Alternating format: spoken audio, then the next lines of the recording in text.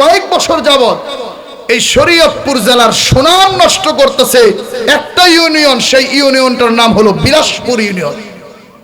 এত ঝগড়া, এত মারামারি, এত কাটাকাটি, এত হানাহানি, এত বোমাবাজি শরীয়তপুর জেলার অন্য কোনো জেলায় আর কেউ করে না।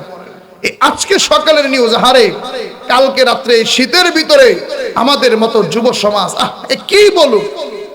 আচ্ছা, যার সন্তান মইরা গেছে সেই বাপ মা না বুঝে সন্তান হারানোর কত ব্যথা। আর নেতাই কি বুঝবে? নেতাই তো বক্তৃতা দিয়া ঘরের ভিতরে যায় এসিতে পড়ে রবে, তার সন্তানকে বিদেশে পাঠিয়ে দিবে, আর তুমি আর আমি এইখানে মরে যাব, তার তো কোনো সমস্যা না। কিন্তু সারাটা জীবন কষ্ট করবে আমার বাপ মা, ঠিক কিনা? দেখলাম আজকে সকালে, কালকে রাত্রে বোমা বানাইতে গেছে, সেইখানে বোমা বাস্ট হয়ে পুরা ঘর সারকার হয়ে গিয়েছে। সুহান নামে এক সন্তান টকবগে যুবক সেইখানেই ইন্তেকাল হয়ে গেছে।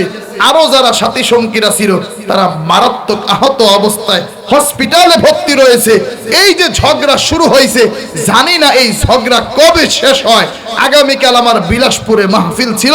আল্লাহ যে এদেরকে কি পরিমাণ এদের হেদায়েতের দরকার, সবাই একতাবদ্ধ হয়ে এদের বিরুদ্ধে একটা ব্যবস্থা নেওয়া দরকার। সারা শরীয়তপুরের মান সম্মান নষ্ট করে দিতেছে এই একটা ইউনিয়ন, ঠিক কিনা?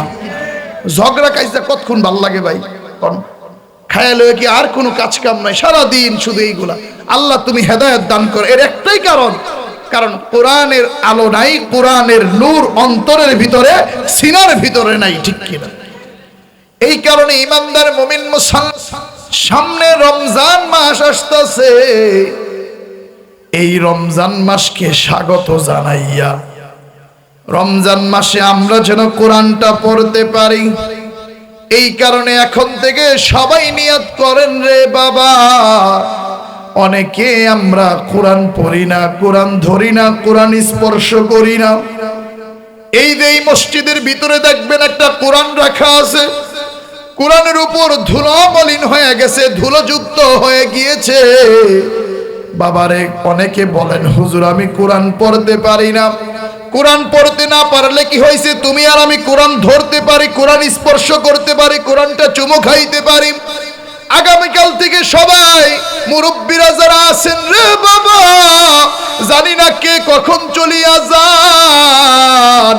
গত বছর এইখানে যখন ওয়াজ হয়েছিল, অনেকে আপনারা আশপাশে কত ময় মুরব্বীরা ছিলেন, আবার আগামী বছর আপনারা থাকেন কিনা জানা নাই।